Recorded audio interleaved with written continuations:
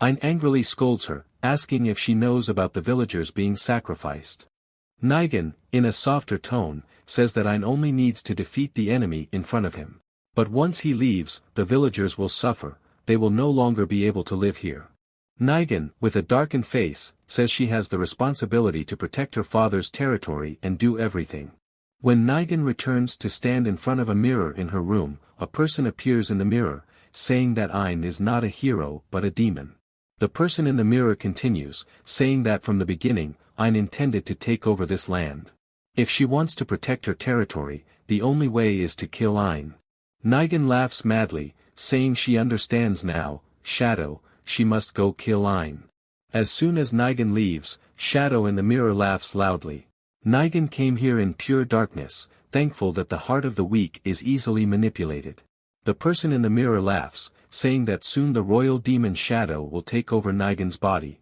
Ein leaves Nigen's house and walks around the village asking about the demons, but everyone is too scared to say anything. He guesses that the villagers are very afraid of Nigen. Leaving that aside, thanks to Pina's skill inside her maze, they have helped the villagers grow many plants.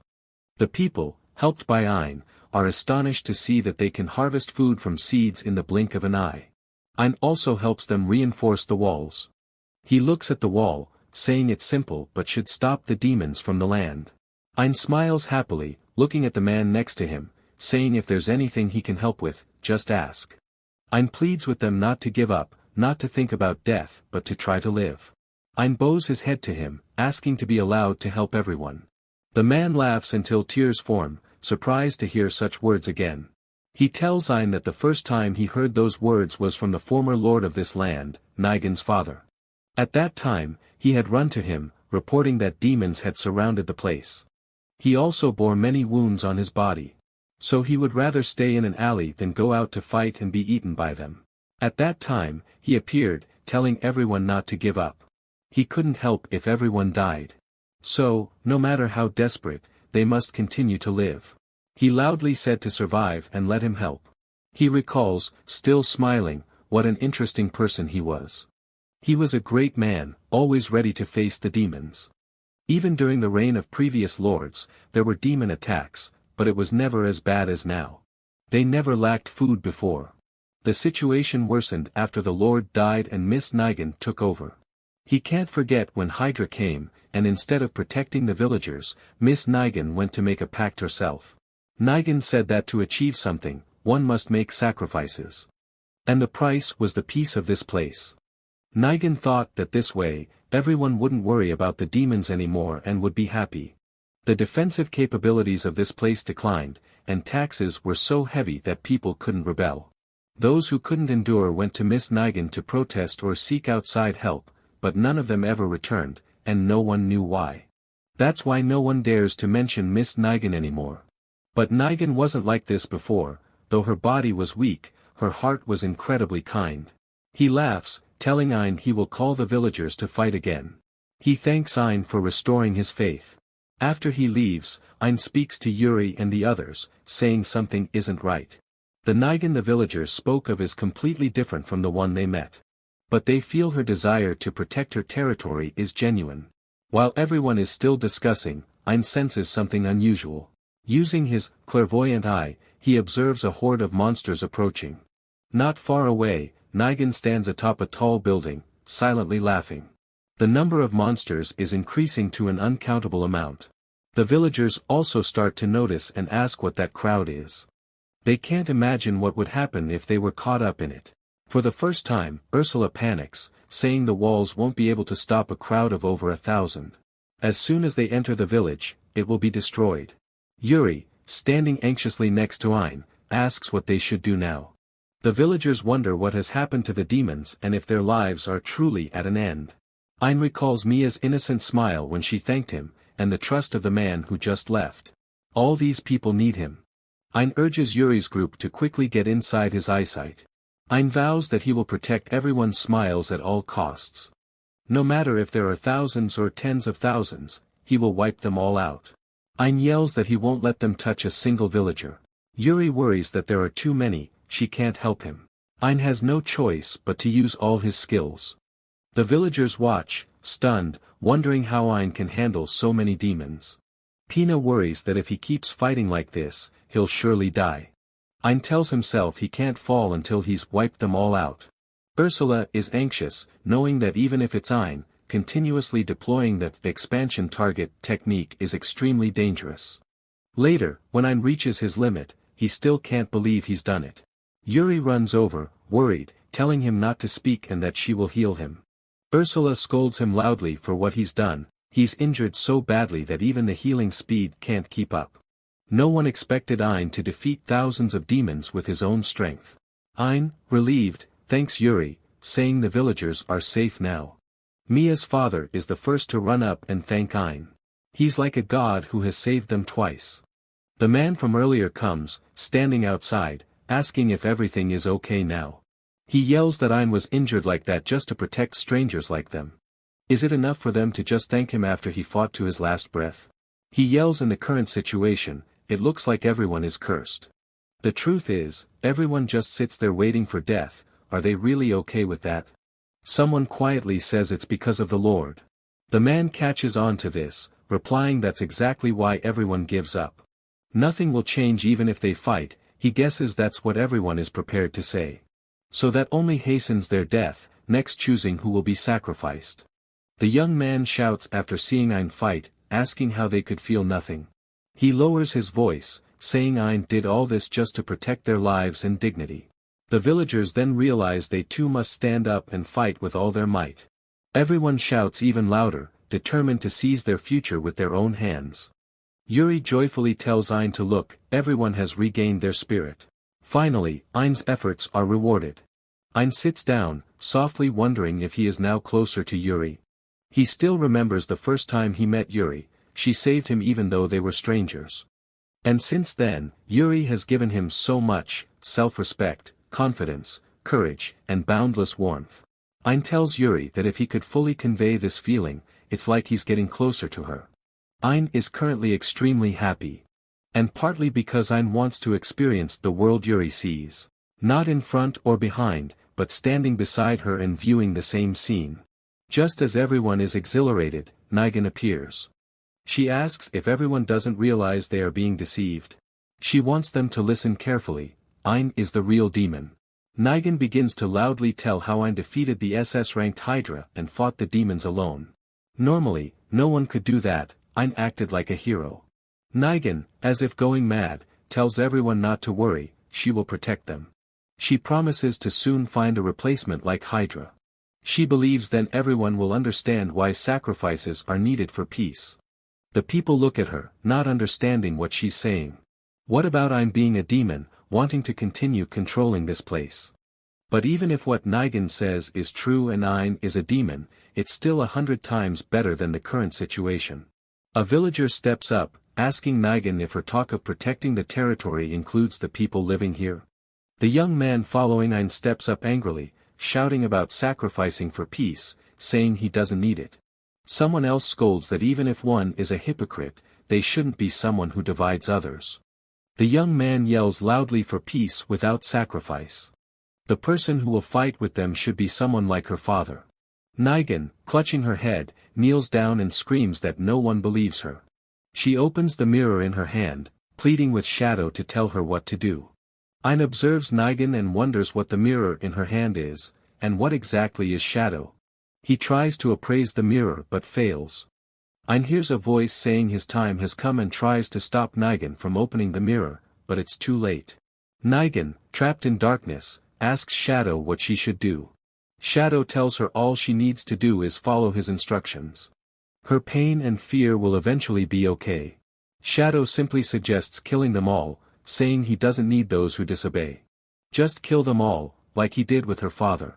Nigan, catching the essence of his words, asks if her father didn't die from illness. Shadow laughs loudly, saying he will show her the truth. Flashback to a day in Nigan's childhood. She happily brings tea to her father, asking him to take a break. Meanwhile, she overhears the peasants thanking the Lord for helping them with the fields. Her father modestly says he's just doing what should be done as someone living on this land. At that moment, Nigan saw her father as wonderful, humble, not arrogant, and loved by everyone. Since then, she has always wanted to be a great lord like her father. Nigan happily runs to help them in the fields but falls to the ground after a few steps. An old woman helps her up, noting her frail body. Her father comes over, caressing her head, saying children should play and have fun with friends. Nigan obediently follows her father's advice to find friends to play with. The village children, upon seeing her, say they know she's sick. Their mothers warn them not to play with her as they might catch the illness, and then they all run away. Nigan, saddened, insists it's not an illness, just that her body is a bit weak. On her way back, Nigan overhears a group discussing how great the Lord is, but they doubt Nigan's success with her frail body. They also mention a rumor that Nigan was adopted from the abyss, suggesting she's not a biological child. Hearing the words, adopted, Nigan is devastated, wondering if that's why she always messes things up. Nigan cries loudly, questioning why she is so weak and unable to be like her father. At that moment, a voice emanates from a puddle on the ground, telling her she doesn't need to be like that. The person in the water asks if she's tired of always comparing herself to others, saying that if she keeps comparing, she'll only lose confidence. She can do anything she wants as long as she remains true to herself. Thus, they become friends and keep the existence of this secret. One day, after her father returns exhausted from outside, Nigan runs to care for him. He tells her that he seems to have been exposed to too much demonic energy. After returning to her room, Nigan tells Shadow about her concerns for her father. Shadow suggests a herb that reduces fatigue and advises Nigan to brew some for her father. Following Shadow's instructions, she finds the revitalizing plant in a botanical book. The Lord feels much better after drinking it and thanks his daughter for her kindness. He sits down, caresses her head, and says she's very kind-hearted. He wants her to continue this way and someday she will become a great lord. However, her father's condition worsens over time. Nigan diligently prepares the herb for him to drink. Only today she learns it's a poisonous plant, with all parts being toxic. Nigan, refusing to believe it, accuses Shadow of lying. Shadow laughs loudly, revealing that the herb he gave her was indeed poison, magically altered by him. Shadow continues laughing, admitting that his statement about I'm being a demon was a lie. The real demon is himself. Shadow manipulated her father to create a path for humans to enter the demon world, but he refused. Unlike him, she was a valuable pawn, easily trusting due to their friendship. Shadow thanks Nigan, saying he can now lead many humans to the demon world. He mocks the situation, calling it a happy family where the foolish father is killed by his own child. He remarks it's interesting how, even though not blood-related, she resembles her beloved father. Shadow laughs loudly, declaring that she could never become a lord with her weak body and mind. Satisfied, he proclaims that they have finally become one. Shadow takes over Nigan's body and introduces himself to everyone as a level 5 member of the demon race. Ein realizes that this wretched creature is using a cloaking technique to block his moves. Ein sees that the body before him is no longer Nigan and asks Shadow where she is. Shadow, with disdain, says that due to her weakness, he easily took over her body after just a bit of shock. Shadow accuses Ein of pretending to be hurt and blames everything on him. He reveals that he has been controlling Nigan from the shadows to weaken the defense of the territory. His only goal was to bring humans to the parallel demon world, but Ein disrupted his plans. Shadow didn't expect things to turn out like this, calling it a hassle. He tells Ein he's not as foolish as Falco, knowing precisely the weaknesses of humans, especially Ein. Shadow bluntly states that if he dies, Nigan will surely die too. They start fighting, but Ein can't use his full strength. He turns back to tell everyone to run away as the place is extremely dangerous. Numerous monsters summoned by Shadow appear. Shadow suddenly attacks Ein, telling him to focus on fighting him. He mocks Ein, saying becoming a true hero is really difficult. Ein is at a loss, continuously trying to figure out how to avoid harming Nigan. Shadow laughs, asking Ein if he's afraid to fight. He says if Ein keeps thinking about protecting the villagers, he won't be able to do anything to him. To protect the village, he just needs to kill Shadow. Ein, heartbroken, says he doesn't want to sacrifice one person to save 100. He never wants to abandon Nigan. Nigan, engulfed in darkness, wishes to disappear, feeling guilty for the pain she has caused to many. She believes someone weak like her shouldn't exist. At that moment, she hears Ein's voice telling her not to hide anymore. Ein continues shouting, saying her desire to protect the territory must not be a lie. He wants to know what makes her want to protect this place. As Nigan struggles within herself, the villagers outside are also fighting the monsters. They realize the eyes of the monsters are their weak points and aim their attacks there. They learn the truth that Nigan was being controlled by a demon named Shadow. However, they decided that they wouldn't abandon anyone, they had to fight. The man accompanying Ein shouted to everyone that saving Nigan first would resolve everything. Everyone agreed, took up their weapons, and began to battle. Nigan knew she had done unforgivable things, but the deeds Shadow had done behind her back should have been known. It was hard to accept the truth, but if she couldn't break free now, she would never be able to move forward. As the lord of this place, she had to fulfill her responsibility. Shadow, sensing the danger, began to scream, telling her not to waste time fighting him. No matter how much she resisted, he wouldn't let her go. Nigan, after gaining control of her body, stabbed herself in the chest before Ein could react. Shadow, in pain, asked if she wanted to die. Nigan replied that she knew he was not just a hallucination. But she pretended to be oblivious because she saw him as a friend. Even though Shadow had deceived and used her, turning her into the villain she is now, she still cared for him. Nigan burst into tears, admitting that while Shadow's words might have been lies, they saved her soul. For Nigan, the time spent beside him was not fake at all. Shadow laughed loudly, declaring her to be nothing more than a tool. He expressed his utter disgust at having to see Nigan's face. Weakness was a sin and the reason for her solitude. Shadow yelled that if she wanted to die, she should do it herself, then he left her body. Shadow laughed, planning to escape and start over. His next target was Mia, standing nearby. But to his surprise, he was stabbed with a sword before he could get close. After dealing with Shadow, Ein rushed to check on Nigan's wounds. He insisted they must save her, praising Yuri's incredible healing powers.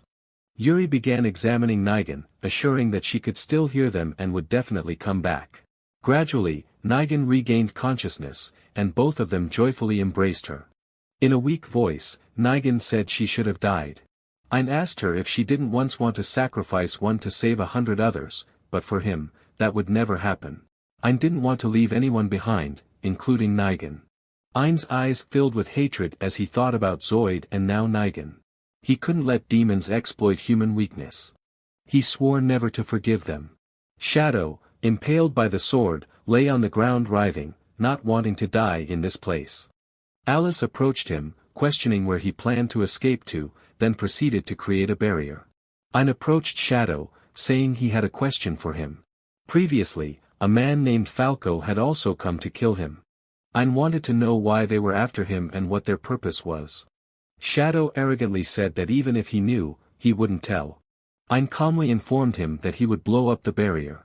When Shadow, frightened, was about to reveal everything, he suddenly exploded. Ursula deduced that they must have implanted a self-destruct magic spell inside their bodies. The villagers rejoiced at Shadow's death. A man from the crowd came forward to thank Ein profusely. It was because of him that they could take this next step. Nigan didn't know how to fully express her gratitude to Ein but had a request. The next day, upon returning to meet the king, he offered Ein a noble title as a reward, implying lordship over the territory. As for Nigan, she had surrendered and wanted to be tried for her crimes, wishing to support the territory from behind the scenes. The king, seeing Ein's reluctance, added that he had helped the royal family prevent chaos. The royal family's reputation would be diminished if they didn't reward him appropriately for his great achievements. And of course, there would be many objections, which is why the king had called Ein the demon slayer. Now, everyone would accept it as deserved. Ein then remembered Nigan's request. She knew that more demons were appearing in the territory and only he could help fight them. Ein had already decided to protect the place, but he hadn't expected to suddenly receive such a high position. With no other choice, Ein accepted the noble title. In the demon world, although they had been defeated, the threat continued. The lesser demons couldn't believe that Falco and Shadow had been killed by a human. They couldn't accept their defeat to humans, tarnishing the demon realm's reputation, or rather, showing that the 5 demon realms weren't as significant as believed. Loanna, entering from outside, scolded the weak fools for